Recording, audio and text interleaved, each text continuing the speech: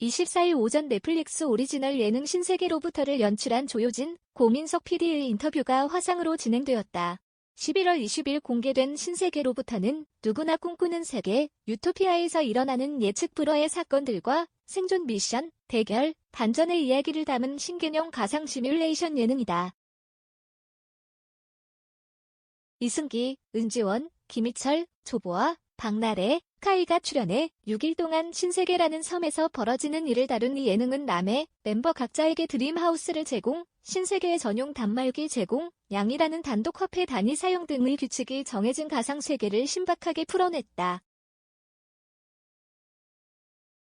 기존의 범인은 바로 너, 이유 범바너로 추리 예능을 선보였던 조효진, 고민석 PD는 이번에 실제 섬을 거대한 세트로 활용한 가상세계로 시청자들을 초대했다.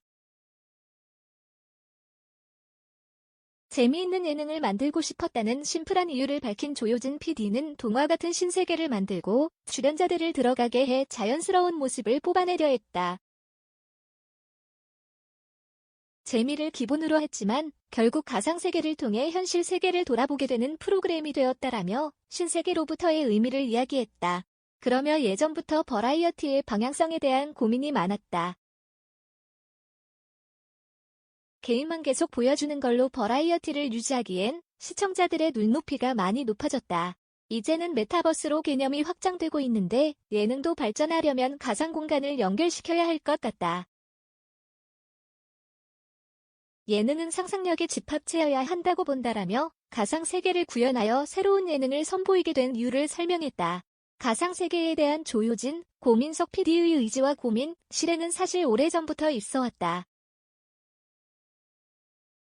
범바너 때부터 가상의 범죄를 구성했고 그 범죄를 해결하기 위해 가상의 설정, 드라마 톤을 가진 인물들이 등장하여 출연자들이 마치 진짜인 듯 몰입하여 사건을 추리하고 해결할 수 있도록 만들며 세계의 시즌을 만들었다. 이번에는 여기서 그치지 않고 가상의 설정을 배경에까지 적용했다.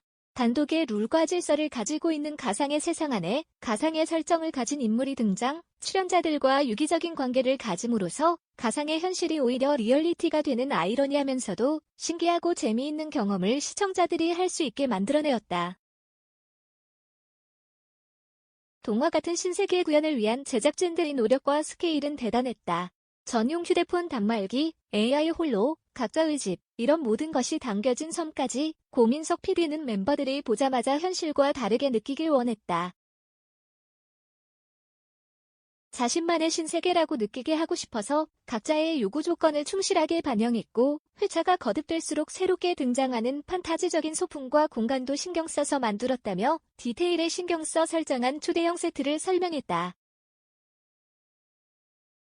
조효진 PD는 사실 섬을 구하는 게 가장 힘들었다. 유토피아의 판타지를 충족시켜줄 정도로 예쁜 섬이어야 했다.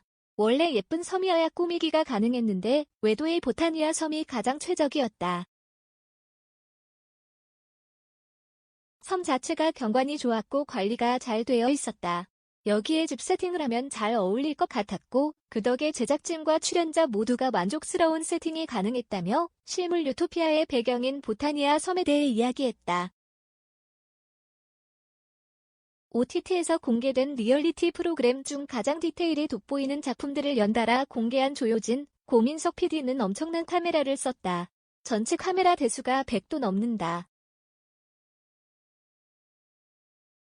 세팅을부터 카메라 동선과 출연자 동선이 겹치지 않게 신경 쓰는 것도 있지만 무엇보다 가장 신경 쓰는 건 후반 작업이다. 오롯이 출연자들에게만 집중할 수 있게 하기 위해 후반 작업에서 한 달 넘게 시간과 공을 들여 카메라의 흔적이나 BJ의 모습들을 지운다.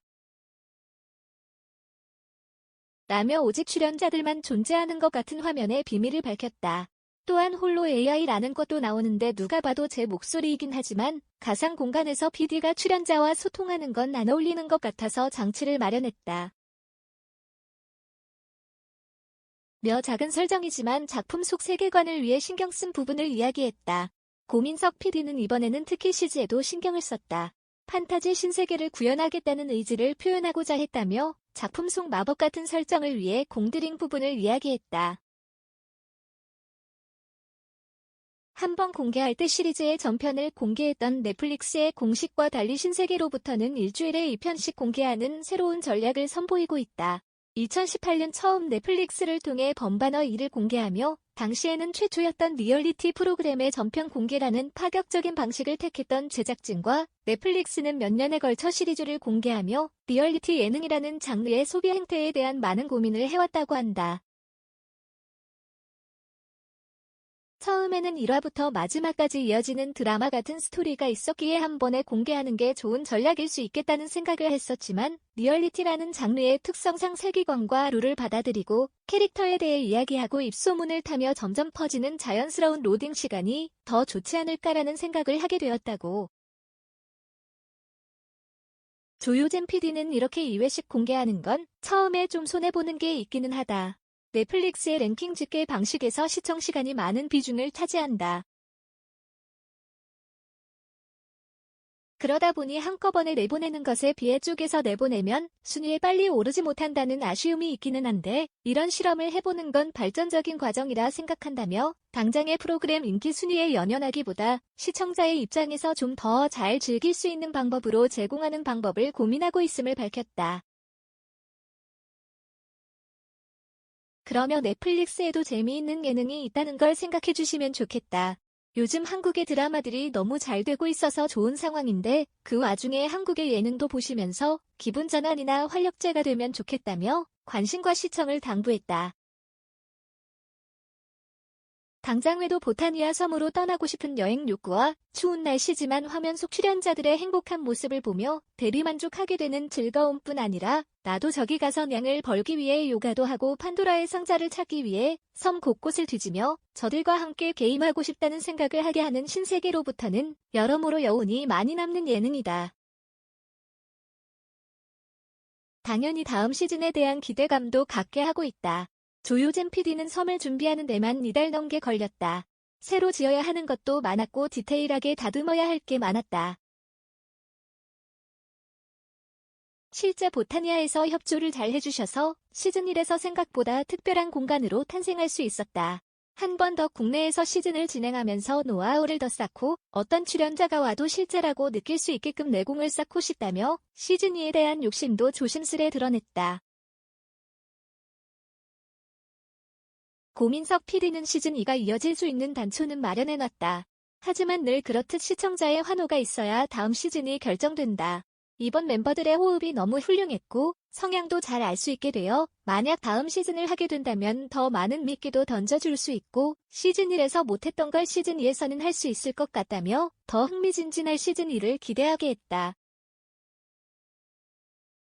누구나 꿈꾸는 세계 유토피아에서 일어나는 예측 불허의 사건들과 생존 미션, 대결, 반전 등을 펼치며 벌어지는 이야기를 담은 신개념 가상 시뮬레이션 예능 신세계로부터는 매주 토요일 2개의 새로운 에피소드를 공개한다. 총 8부작.